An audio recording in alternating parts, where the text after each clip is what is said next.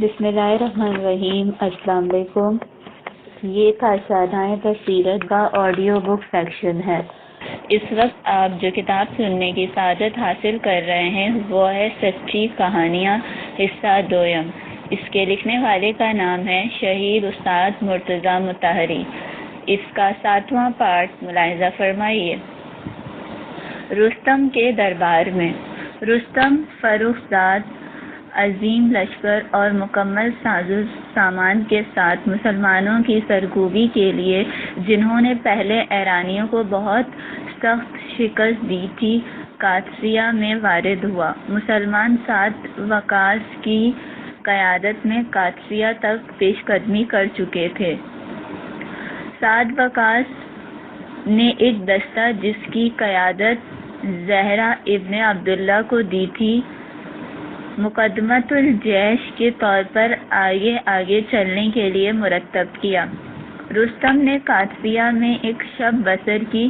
صبح دشمن کی طاقت کا اندازہ لگانے کے لیے سوار ہو کر نکلا اور مسلمانوں کی چھاؤنی کے قریب آ کر ایک پہاڑی سے کافی دیر تک مسلمانوں کی طاقت کا اندازہ لگانے کے لیے ٹگٹگی باندھے دیکھتا رہا۔ ظاہر ہے کہ نہ تعداد، نہ ساز و سامان، نہ اسلحوں کی کثرت، کوئی بھی ایسی چیز نہ تھی جو وحشت زدہ کر سکے، مگر ایسا لگتا تھا جیسے رستم کے دل پر الہام ہوا ہو کہ ان لوگوں سے جنگ کا نتیجہ اچھا نہیں ہوگا۔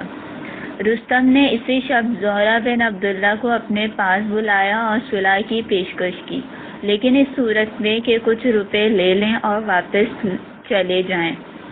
رستم نے غرور و تکبر میں جو اس کی عادت تھی ان سے کہا، تم لوگ ہمارے پڑوسی تھے، ہم نے تمہارے ساتھ نیکیاں کی، تم لوگ ہمارے انعامات سے مستفید ہوتے تھے، اگر کبھی کسی سے تمہیں کوئی خطرہ لاحق ہوتا تو ہم نے تمہاری حمایت کی اور بچایا۔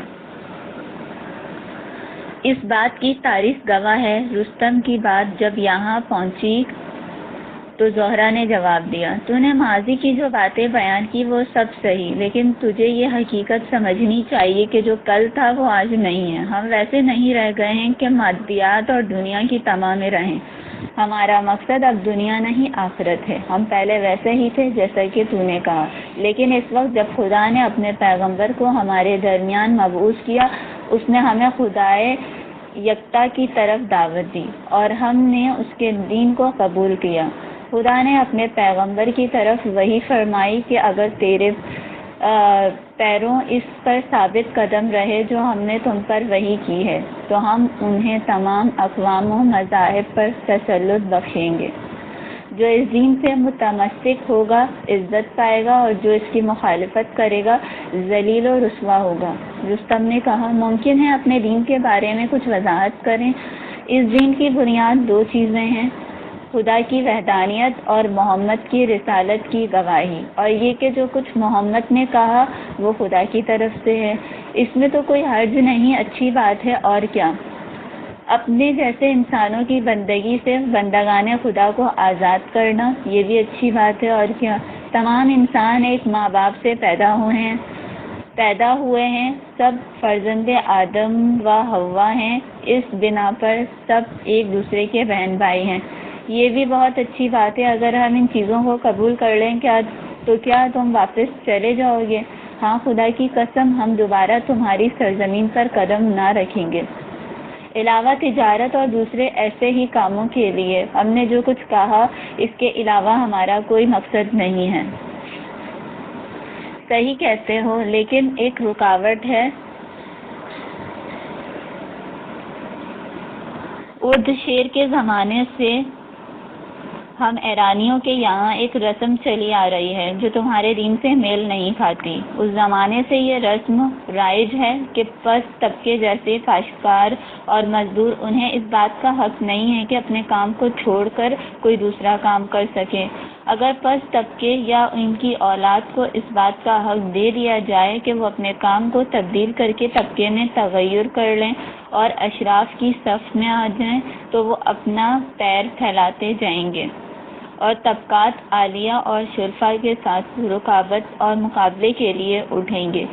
بس بہتر یہی ہے کہ کاشتکار کا بیٹا یہ جان لے کہ اس کو کاشتکار ہی ہونا چاہیے، لوہار کے بیٹے کو لوہار ہی ہونا چاہیے، اس کے علاوہ دوسرے کام کا حق نہیں رکھتا، اور اسی طرح سب کو۔ لیکن ہم انسانوں کے لیے تمام لوگوں سے بہتر ہیں۔ ہم تم جیسے نہیں ہو سکتے کہ اپنے درمیان اس طرح طبقہ بندی کے قائل ہوں۔ ہمارا عقیدہ ہے کہ امر خدا کی اطاعت انہیں پست طبقوں میں کریں۔ جیسا کہ ہم نے کہا، ہمارے عقیدے کی بنا پر تمام لوگ ایک ماں باپ سے پیدا ہوئے اور سب کے سب برابر اور آپس میں بھائی ہیں۔ ہمارا عقیدہ ہے کہ اپنے فریضے کے موجب دوسروں سے نیک رفتار کریں، اور اگر ہم اپنے فریضے کے مطابق عمل کریں گے تو ان لوگوں کا اپنے فریضے پر عمل نہ کرنا ہمیں نقصان نہیں پہنچائے گا۔ اپنے وظیفے پر عمل کرنا انسان کو تحفظ دیتا ہے۔ زہرہ بن عبداللہ نے یہ باتیں کہیں اور چلے گئے۔ رستم نے تمام فوجی سرداروں کو جمع کیا اور اس مسلمان کی گفتگو سنائی۔ ان لوگوں نے ان باتوں کی طرف کوئی توجہ نہیں دی۔ رستم نے سعد وقاص کو پیغام دیا کہ ایک نمائندہ رسمی گفتگو کے لیے ہمارے پاس بھیجا جائے۔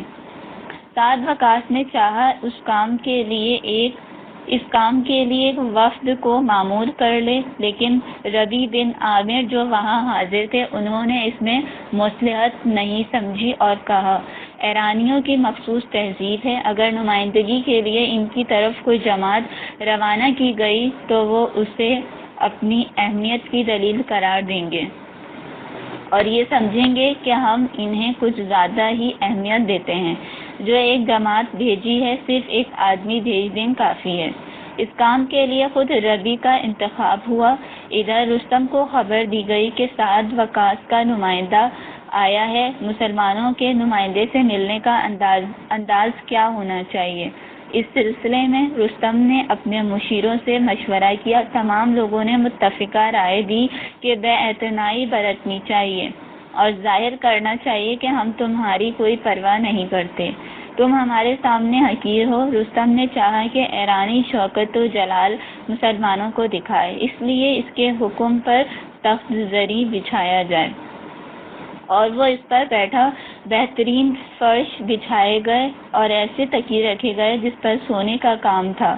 مسلمانوں کا نمائندہ اس کیفیت میں آیا کہ گھوڑے پر سوار، تلوار ایک پرانے غلاف میں لپٹی ہوئی، نیزہ ایک کھال کے غلاف میں بند تھا۔ نظر اٹھا کر دیکھا تو سمجھ گیا کہ یہ آرائش و زینت، یہ شان و شوکت اسے دکھانے کے لیے ہے۔ متقابلاً مسلمانوں کے نمائندہ نے یہ سمجھانے کے لیے کہ ہماری نظر میں شان و شوکت کی کوئی اہمیت نہیں، ہمارا مقصود کچھ اور ہے۔ اس لیے جب رستم کے قیامگاہ کے قریب پہنچا ذرا بھی نہیں رکا، اپنے گھوڑے کو ایڑ لگائی اور تیزی سے آگے بڑھا۔ ماموری نے اس سے پیدل چلنے کی درخواست کی مگر وہ نہیں مانا اور رستم کے خیمے کے قریب پہنچ گیا۔ اس وقت گھوڑے سے اتر کر ایک زرین تکیے کو اپنے نیزے سے سوراخ کر کے گھوڑے کی رسی اس میں ڈال کر گرہ لگا دی۔ مخصوصاً اپنے اونٹ کا پرانا سامان اپنے کاندھے پر ڈال لیا۔ اس سے لوگوں نے کہا، اپنے اسلحے کو پہلے حوالے کر دے، اس کے بعد رستم کے پاس جائے، مگر اس نے کہا، میں اسلحہ نہیں دوں گا، تم نے نمائندہ طلب کیا تھا اور میں نمائندے کی حیثیت سے آیا ہوں، اگر نہیں چاہتے تو واپس جاتا ہوں۔ رستم نے جب یہ دیکھا تو کہا، آنے دو، وہ جیسے چاہتا ہے آئے۔ ربیع بن عامر وقار و طمانینت کے ساتھ لپے تلے قدم رکھتے ہوئے نیزے کو عصا کی جگہ استعمال کر کے عمدن فرش کو پارا پارا کرتے ہوئے رستم کے قریب پہنچے، اور جب بیٹھنا چاہا تو فرش کھسکا کر خاک پر بیٹھے۔ لوگوں نے کہا، کیوں فرش پر نہیں بیٹھے؟ تو جواب دیا، ہمیں زیورات پر بیٹھنا پسند نہیں۔ رستم کے مخصوص مترجم نے سوال کیا، آپ لوگ کیوں یہاں آئے ہیں؟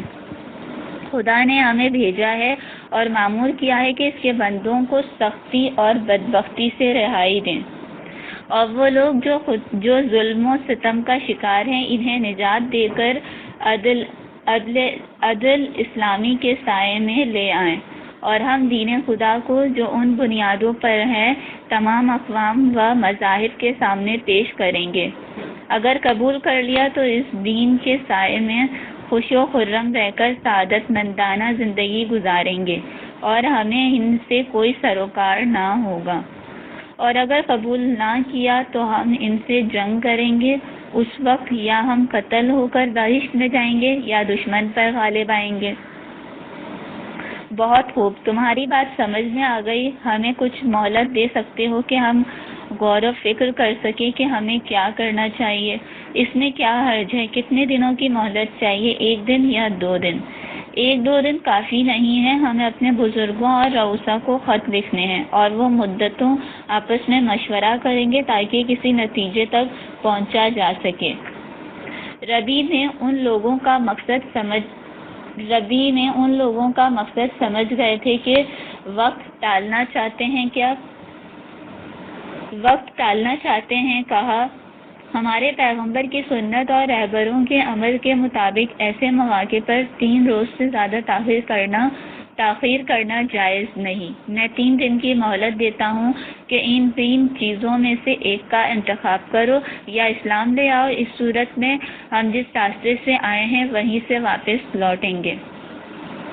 تمہاری سرزمین تمام نعمتوں کے ساتھ تمہاری ہے، ہمیں تمہاری زمین یا مال و دولت کی لالچ نہیں۔ یا جزیہ دینا قبول کرو یا جنگ کے لیے آمادہ ہو جاؤ۔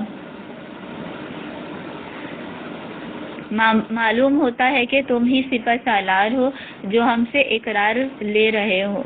نہیں، میں ایک عام آدمی ہوں، لیکن مسلمان جو ایک پیکر کے اعضا ہیں سب ایک جیسے ہیں۔ اگر انہی کا چھوٹے سے چھوٹا آدمی بھی کسی کو امان دے تو ایسا ہے جیسے سب نے امان دی ہو۔ سب ایک دوسرے کے امان اور عہد و پیمان کا احترام کرتے ہیں۔ اس واقعے کے بعد، جس سے رستم بہت ہی متاثر تھا، اپنے فوجی سرداروں سے مسلمانوں کے سلسلے میں مشورہ کیا اور ان لوگوں سے پوچھا، مسلمانوں کو کیسا پایا؟ آیا پوری عمر میں اس مرد سے عالی محکم اور روشن گفتگو تم لوگوں نے سنی ہے، اب تمہاری رائے کیا ہے؟ نہیں ممکن ہے کہ ہم اس کے دین کو قبول کر لیں۔ آیا نہیں دیکھا کتنا بوسیدہ اور پرانا لباس پہنے تھے؟ تمہیں لباس سے کیا سروکار؟ فکر و گفتگو دیکھو، روش و عمل ملاحظہ کرو۔ لیکن رستم کی باتوں کو لوگوں نے قبول نہیں کیا۔ وہ لوگ اتنے زیادہ غرور میں گرفتار تھے کہ حقائق کو درک نہ کر سکے۔ رستم نے دیکھا کہ کوئی ہم خیال و ہم فکر نہیں ہے۔ مسلمان نمائندوں سے گفتگو اور اپنے سپاہیوں سے مشورے کے طولانی سلسلے کے بعد رستم کوئی راہ حل تلاش نہ کر سکا اور جنگ کے لیے آمادہ ہو گیا۔ اسے ایسی شکست ہوئی جسے تاریخ بھلا نہ سکے گی۔ اپنی جان دوسروں کی خودسری کی وجہ سے گنوا دی۔ بستر سے فرار۔ 55 سال کی عمر میں پیغمبر اسلام نے ایک لڑکی سے شادی کی جس کا نام عائشہ تھا۔ انہوں نے سب سے پہلے خدیجہ سے شادی کی تھی جو ایک خیال کی بنا پر ان سے عمر میں 15 سال بڑی تھی اور اس سے قبل 2 آدمیوں کے نکاح میں رہ چکی تھی۔ شادی کے وقت پیغمبر کی عمر 25 سال تھی اور خدیجہ اپنی زندگی کے 40 سال پورے کر چکی تھی۔ شادی کے بعد خدیجہ 25 سال تک پیغمبر کے ساتھ باقاعدہ حیات رہی۔ ان کے بطن سے کئی اولادیں پیدا ہوئیں۔ آخر کار 65 سال کی عمر میں ان کی وفات ہو گئی۔ خدیجہ کی وفات کے بعد پیغمبر اسلام نے ایک بیوہ عورت سے شادی کر لی جس کا نام سودا تھا۔ اس کے بعد انہوں نے عائشہ نام کی ایک کنواری لڑکی سے شادی کر لی اور وہ اپنے باپ کے گھر سے رخصت ہو کر پیغمبر کے گھر آئیں۔ عائشہ کے بعد بھی پیغمبر اسلام نے متعدد عورتوں سے شادی کی، مگر ان میں سے کوئی کنواری لڑکی نہ تھی، بلکہ سب بیوہ اور غالباً سن رسیدہ عورتیں تھیں، اور ان میں کچھ صاحب اولاد بھی تھیں۔ پیغمبر کی دیگر ازواج کے درمیان عائشہ فخریہ انداز میں یہ کہا کرتی تھی، تنہا میں وہ عورت ہوں جس نے شوہر کی حیثیت سے پیغمبر کے علاوہ کسی دوسرے مرد کا منہ نہیں دیکھا۔ انہیں اپنی خوبصورتی پر بھی بڑا ناز تھا۔ ان دو چیزوں نے انہیں کسی حد تک مغرور بنا دیا تھا، اور کبھی کبھی پیغمبر ان سے خفا بھی ہو جاتے تھے۔ عائشہ اپنے طور پر یہ چاہتی تھی کہ پیغمبر ان کی موجودگی میں کسی دوسری عورت کی طرف متوجہ نہ ہو، کیونکہ فطری بات ہے کہ ایک نوجوان اور خوبصورت زوجہ کے ہوتے ہوئے سن رسیدہ اور حسن سے عاری عورتوں کے ساتھ زندگی بسر کرنا ایک مرد کے لیے محرومیت اور ناکامی کا بوجھ برداشت کرنا ہے، خصوصاً پیغمبر جیسے مرد کے لیے جو ہر عورت کے حق اور اس کی باری کے سلسلے میں کمال عداوت و دقت نظر سے کام لے۔ لیکن پیغمبر اسلام نے کسی اور وجہ سے نہیں، بلکہ اس دور کے اسلام کے سیاسی اور سماجی مصالح اور تقاضوں کو نگاہ میں رکھتے ہوئے متعدد شادیاں کی تھیں، لہٰذا وہ ان پہلوؤں کی طرف کوئی توجہ نہیں کرتے تھے، اور انہوں نے اپنی زندگی کے آخری 10 برسوں کے دوران ایسی متعدد عورتوں سے شادی کی جو بیوہ و بے سہارا تھیں یا شوہر کے قتل یا کسی دوسری وجہ سے بے سہارا ہو گئی تھیں۔ دوسری بات جس کی وجہ سے عائشہ کبھی کبھی پیغمبر سے خفا ہو جاتی تھی یہ تھی کہ پیغمبر کبھی بھی ساری رات بستر پر نہیں رکتے تھے۔ رات کا ایک تہائی حصہ، کبھی نصف شب اور کبھی نصف شب کے بعد کا وقت بھی بستر سے دور عبادت الہی، تلاوت قرآن اور استغفار میں بسر کر دیتے تھے۔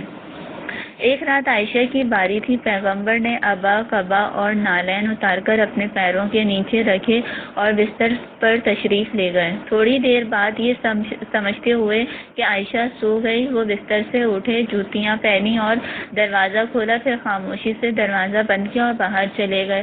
عائشہ کو ابھی نیند نہ آئی تھی، وہ پوری طرح بیدار تھی، اور ان کے لیے یہ انتہائی عجیب و غریب واقعہ تھا، کیونکہ اس سے پہلے وہ یہ دیکھا کرتی تھی کہ پیغمبر بستر سے اٹھ کر کمرے کے گوشے میں عبادت خدا میں مصروف ہو جاتے تھے۔ انہوں نے یہ کبھی نہیں دیکھا تھا کہ پیغمبر انہیں چھوڑ کر اس طرح کمرے سے باہر چلے گئے ہوں۔ وہ سوچنے لگی کہ آخر پیغمبر اس وقت کہاں جا رہے ہیں، کہیں ایسا تو نہیں ہے کہ پیغمبر اپنی دوسری ازواج میں سے کسی کے پاس جا رہے ہوں۔ وہ خود ہی یہ سوچنے لگی کہ آج رات باری میری ہے، اس کے باوجود کیا پیغمبر کسی دوسری زوجہ کے گھر رات بسر کریں گے؟ ایک کاش ان کی دوسری ازواج بھی نوجوان اور خوبصورت ہوتی اور عمدہ حرم سرا کی تشکیل کی ہوتی، لیکن پیغمبر نے ایسا بھی تو نہیں کیا ہے۔ ان ربک یعلم انک تقوم ادنی من ثلثی اللیل ونصفہ وثلثہ، بلکہ اپنے ارد گرد کچھ بیوہ اور سن رسیدہ عورتوں کو جمع کر لیا ہے۔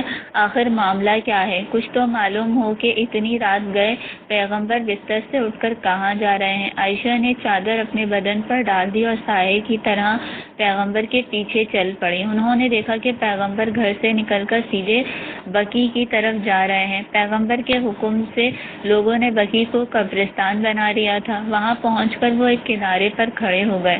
عائشہ بھی بقیع پہنچ کر ایک گوشے میں چھپ گئی۔ انہوں نے دیکھا کہ پیغمبر نے 3 مرتبہ اپنے ہاتھوں کو آسمان کی طرف بلند کیا، اس کے بعد وہ ایک طرف مڑے اور تیز رفتاری سے آگے بڑھے۔ عائشہ بھی اسی سمت چل پڑی۔ پیغمبر نے اپنی رفتار اور تیز کر لی، عائشہ بھی تیز رفتاری کے ساتھ چلنے لگی۔ پیغمبر دوڑنے لگے، عائشہ بھی ان کے پیچھے پیچھے دوڑنے لگی۔ اس کے بعد پیغمبر گھر کی طرف چل پڑے۔ عائشہ بجلی کی طرف پیغمبر سے پہلے گھر پہنچ کر بستر پر لیٹ گئی۔ جب پیغمبر گھر کے اندر داخل ہوئے تو انہوں نے عائشہ کی تیز سانس کی آواز سنی۔ کہنے لگے، عائشہ کیا بات ہے، تم اس طرح سانس کیوں لے رہی ہو؟ جیسے تیز رفتاری سے مسافت طے کرنے والا گھوڑا ہانپنے لگتا ہے۔ یا رسول اللہ ایسا کچھ نہیں ہے، بتا دو، اگر نہ بتاؤ گی تو خداوند عالم ہمیں حقیقت سے بے خبر نہ رکھے گا۔ یا رسول اللہ میرے ماں باپ آپ پر فدا ہو جائیں، جس وقت آپ گھر سے باہر نکلے میں جاگ رہی تھی، میں نے یہ جاننا چاہا کہ اتنی رات گئے آپ کہاں جا رہے ہیں، آپ کے پیچھے پیچھے بھی میں گھر سے باہر آ گئی اور اتنی دیر تک آپ کے احوال کا مشاہدہ کرتی رہی۔ اچھا، واپس آتے وقت مجھے اندھیرے میں جو پرچھائیاں سی نظر آئی تھی وہ تم تھی؟ ہاں یا رسول اللہ۔ پیغمبر نے عائشہ کی پشت پر آہستہ سے ہاتھ مارتے ہوئے ارشاد فرمایا، کیا تمہارے دل میں یہ خیال پیدا ہو گیا تھا کہ خدا و پیغمبر تمہارے ساتھ ظلم و ناانصافی سے کام لے گا اور تمہارے حق کو دوسرے کو دے دے گا؟ یا رسول اللہ خداوند عالم ان تمام باتوں سے بخوبی واقف ہے۔ جو لوگ اپنے دل میں پوشیدہ رکھتے ہیں وہ پروردگار کو بھی لوگوں کے دل کے راز سے آگاہ کر دیتا ہے۔ ہاں، اس وقت بقی اس لیے گیا تھا کہ فرشتہ الہی جبریل تشریف لائے، مجھے اس طرح آواز دی کہ تم نہ سن سکو۔ میں نے انہیں جواب دیا، لیکن تم سے اس لیے نہیں کہا کہ میرا خیال تھا کہ تم گہری نیند سو گئی۔ میں نے یہ مناسب نہیں سمجھا کہ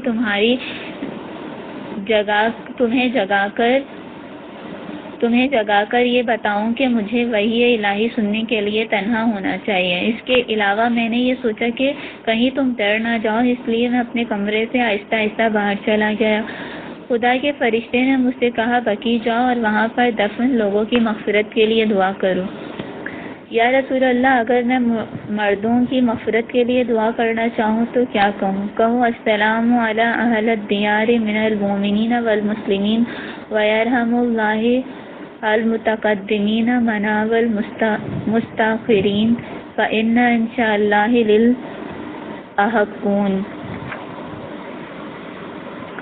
بے لچک سیاست۔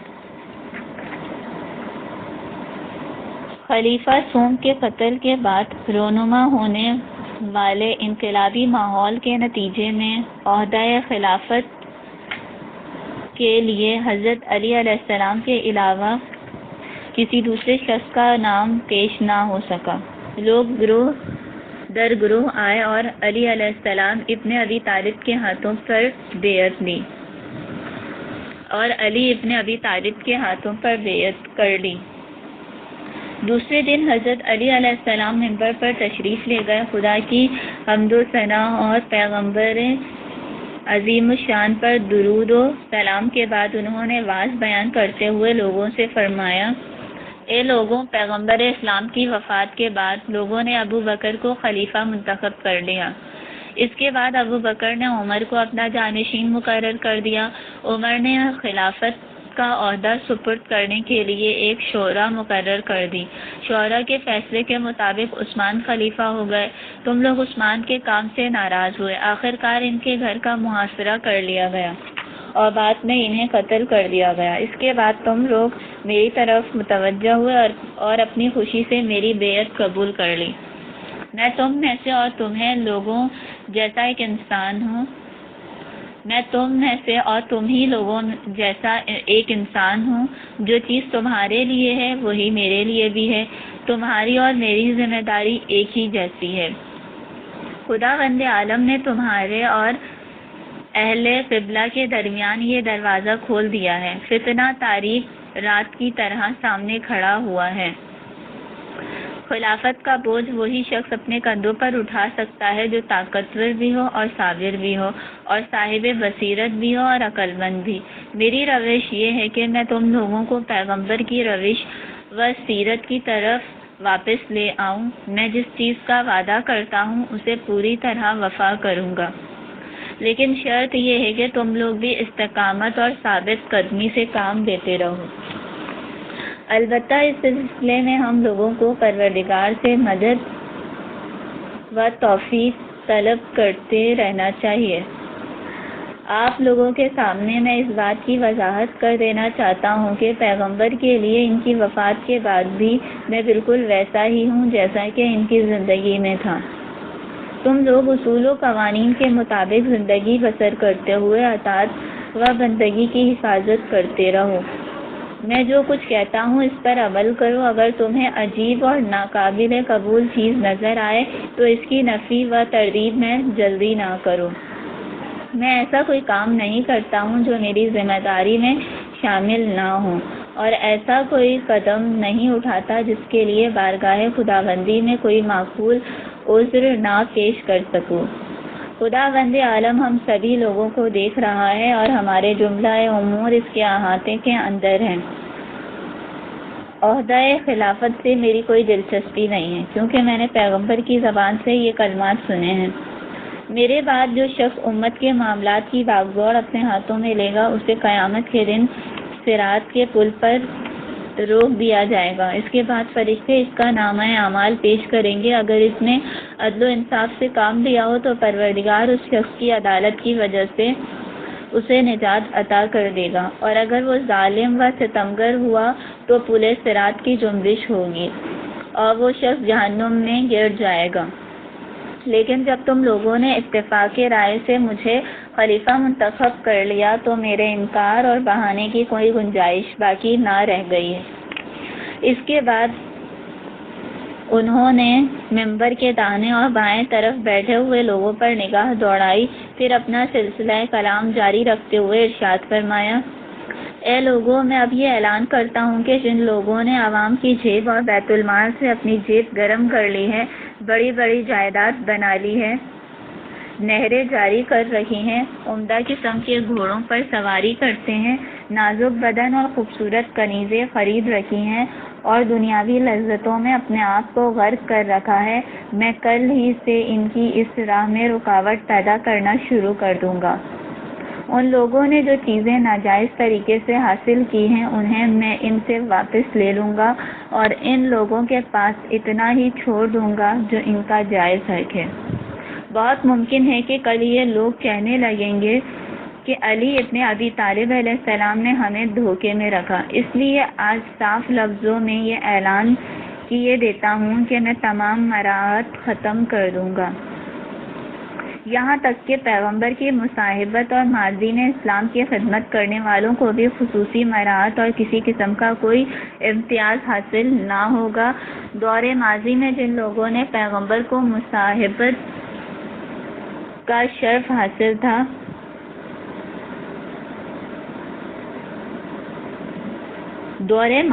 جن لوگوں کو پیغمبر کی مصاحبت کا شرف حاصل تھا اور جن لوگوں نے اس زمانے میں دین خدا کی خدمت کی ہے اور اس کا اجر انہیں پروردگار سے ملے گا، گزشتہ زندگی کے درخشاں کارناموں کی وجہ سے آج ہم ان کے اور عام لوگوں کے درمیان کسی قسم کے امتیاز کے قائل نہ ہوں گے. جو شخص آج ہماری آواز حق کو قبول کر لیتا ہے ہمارے قبلے کی طرف متوجہ ہو جاتا ہے، اس کو وہی حقوق حاصل ہوں گے جو حیات پیغمبر میں اسلام قبول کرنے والے کو حاصل ہیں. تم لوگ بندگان خدا ہو اور مال خدا کی ملکیت ہے، لہذا تم لوگوں کے درمیان مال کی تقسیم کے سلسلے میں مساوات لازمی ہے. کسی شخص کو کسی دوسرے پر کوئی فضیلت و برتری حاصل نہیں ہے. بس کل تم لوگ آ جاؤ تاکہ بیت المال میں جو مال ہے اسے تقسیم کر دیا جائے. دوسرے دن لوگ صحن مسجد میں جمع ہوئے. حضرت علی علیہ السلام نے بیت المال میں جو کچھ تھا اسے برابر تقسیم کر دیا.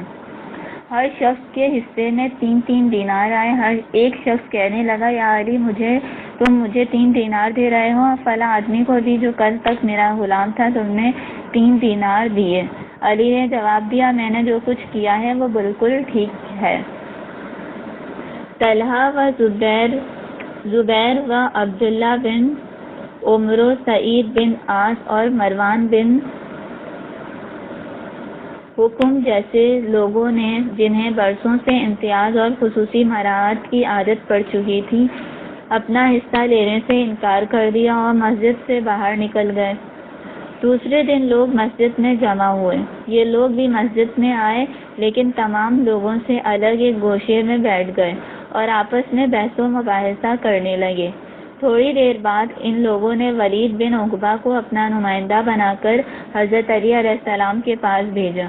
ولید حضرت علی علیہ السلام کی خدمت میں حاضر ہوا اور کہنے لگا: یا ابوالحسن، تم اس حقیقت سے بخوبی واقف ہو کہ اسلام و جاہلیت کے درمیان جو جنگیں ہوئی تھیں، اس کی وجہ سے ہم جو یہاں بیٹھے ہیں تم سے خوش نہیں ہیں، کیونکہ ان جنگوں کے درمیان ہمارا ایک یا ایک سے زیادہ عزیز تمہاری تلوار سے قتل ہوا ہے۔ جنگ بدر میں میرا باپ تمہاری تلوار سے قتل ہوا تھا۔ بہرحال ان تمام باتوں کو نظر انداز کرتے ہوئے اگر تم ہماری دو شرائط قبول کر لو تو ہم لوگ تمہاری بیعت کے آمادہ ہیں۔ ہماری پہلی شرط یہ ہے کہ تم نے کل جو باتیں کہی ہیں انہیں واپس لے لو اور گزشتہ دور میں جو کچھ ہوا ہے اس سے کوئی سروکار نہ رکھو۔ پچھلے خلفاء کے دور حکومت میں کسی شخص نے جس طرح بھی مال جمع کیا ہو، اس سے کوئی مطلب و غرض مت رکھو۔ تمہیں صرف یہ دیکھنا چاہیے کہ تمہارے دور خلافت میں کوئی شخص ناجائز طریقے سے مال جمع نہ کرنے پائے۔ ہماری دوسری شرط یہ ہے کہ قاتلان عثمان کو تم ہماری تحویل میں دے دو تاکہ ہم لوگ ان سے قصاص و انتقام لیں، اور اگر ہم لوگوں کو تمہاری طرف سے امن و سلامتی کی گارنٹی نہ ملی تو ہم اس بات کے لیے مجبور ہیں کہ شام چلے جائیں اور معاویہ سے ملحق ہو جائیں۔ حضرت علی علیہ السلام نے ارشاد فرمایا، اسلام اور جاہلیت کے درمیان ہونے والی جنگ میں جو لوگ قتل ہوئے ان کے خون کی ذمہ داری میری گردن پر نہیں ہے، کیونکہ وہ ذاتی جنگ تھی۔ ذاتی جنگ نہ تھی بلکہ وہ جنگ تو حق و باطل کے درمیان تھی۔ اگر اس سلسلے میں کوئی مطالبہ کرنا چاہتے ہو تو مطالبے کی طرف سے حق کے خلاف اپنا دعویٰ پیش کرو، حق کے خلاف اپنا دعویٰ پیش کرو، میرے خلاف نہیں۔ اب سوال پیدا ہوتا ہے کہ ان حقوق کا جو گزشتہ دور میں پامال ہوئے ہیں، اس سلسلے میں میں یہ واضح کر دینا چاہتا ہوں کہ شرعی اعتبار سے میری یہ ذمہ داری ہے کہ جن لوگوں کے حقوق پامال ہوئے ہیں انہیں ان کا حق دلاؤ۔ اس بات کو نظر انداز کر دینا میرے اختیار سے باہر ہے۔ رہا قاتلان عثمان کا معاملہ، اگر میں نے اپنی شرعی ذمہ داری کی تشخیص کر لی ہوتی تو میں ان لوگوں سے کل ہی قصاص لے چکا ہوتا، انہیں آج تک کی مہلت ہرگز نہ دیتا۔ یہ جوابات سننے کے بعد ولید وہاں سے اٹھ کھڑا ہوا، ساتھیوں کے پاس گیا اور ساری روداد ان کے سامنے پیش کر دی۔ ان لوگوں کو یہ سمجھنے میں دیر نہ لگی کہ علی کی سیاست میں لچک اور ہیرا پھیری کی گنجائش نہیں ہے، لہٰذا ان لوگوں نے اسی وقت سے گڑبڑ پھیلانا شروع کر دی۔ علی کے کچھ دوست ان کے پاس آئے اور کہنے لگے، یا علی علیہ السلام، یہ لوگ قتل حضرت عثمان کے بہانے بہت جلد ہی آشوب اور گڑبڑ پیدا کر لیں گے۔ حقیقت یہ ہے کہ قتل حضرت عثمان محض ایک بہانہ ہے۔ ان لوگوں کے لیے سب سے زیادہ تکلیف دہ بات یہ ہے کہ آپ نے نئے اور پرانے یا ایرانی اور غیر ایرانی مسلمانوں کے لیے مساوات اور برابری پیدا کر دی ہے۔ اگر آپ ان لوگوں کے امتیاز کو برقرار رکھیں اور اپنے فیصلے پر نظر ثانی کر لیں تو یہ فتنہ ختم ہو سکتا ہے۔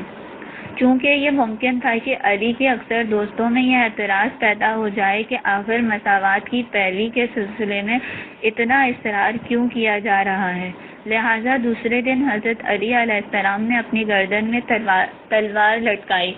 ان کے جسم پر دو کپڑے تھے، ایک کپڑا انہوں نے اپنی کمر میں باندھ رکھا تھا اور دوسرے کپڑے کو کاندھے پر ڈال رکھا تھا، غرض کہ وہ اسی حالت میں مسجد پہنچے۔ اپنی کمان پر تکیہ کیے ہوئے وہ ممبر کے اوپر کھڑے ہو گئے اور لوگوں کو مخاطب کرتے ہوئے کہا، ہم اپنے معبود کا شکر ادا کرتے ہیں کہ اس نے ہم لوگوں کو ظاہری اور پوشیدہ نعمتوں سے مالا مال کر رکھا ہے۔ یہ تمام نعمتیں اس کے فضل و کرم کا نتیجہ ہیں۔ ان نعمتوں کو عطا کرتے وقت اس پروردگار نے یہ نہیں دیکھا کہ ہم ان نعمتوں کے مستحق ہیں یا نہیں۔ اس کی وجہ یہ ہے کہ خداوند عالم ہمارا امتحان لینا چاہتا ہے کہ ہم شکر ادا کرتے ہیں یا کفران نعمت۔ خداوند عالم کے نزدیک لوگوں میں افضل و صاحب فضیلت وہ ہیں جو اپنے پروردگار کی اطاعت کریں، پیغمبر کی سنت پر زیادہ سے زیادہ عمل پیرا رہیں اور کتاب خدا کی تلاوت و حفاظت کر لیں۔ ہمارے درمیان فضیلت کی کسوٹی خدا اور اس کے رسول کی اطاعت ہے۔ ہم اپنے درمیان کسی شخص کی فضیلت کے قائل نہیں ہیں سوائے اس شخص کے جو خدا اور رسول کی اطاعت میں بھی دوسروں سے افضل ہو۔ خدا کی مقدس کتاب ہمارے اور تمہارے درمیان موجود ہے، اور پیغمبر کی سیرت سے بھی تم لوگ بخوبی واقف ہو۔ اس کے بعد انہوں نے اس آیت کریمہ کی تلاوت فرمائی، یا ایھا الناس انا خلقناکم من ذکر و انثی وجعلناکم شعوبا قبائل لتعارفوا ان اکرمکم عند اللہ اتقاکم۔ اس خطبے کے بعد دوست و دشمن دونوں کو یہ یقین ہو گیا کہ علی کا فیصلہ اٹل ہے، چنانچہ ہر شخص کو اپنی ذمہ داری کا احساس ہو گیا۔ جس نے وفادار رہنا چاہا وہ وفادار رہا، جو شخص اس قسم کے پروگرام اور پلاننگ میں شریک نہیں ہونا چاہتا تھا وہ یا تو عبداللہ بن عمر کی طرح علیحدہ اور کنارہ کش ہو گیا، یا طلحہ و زبیر و مروان کی طرح جنگ و خون ریزی پر آمادہ ہو گیا۔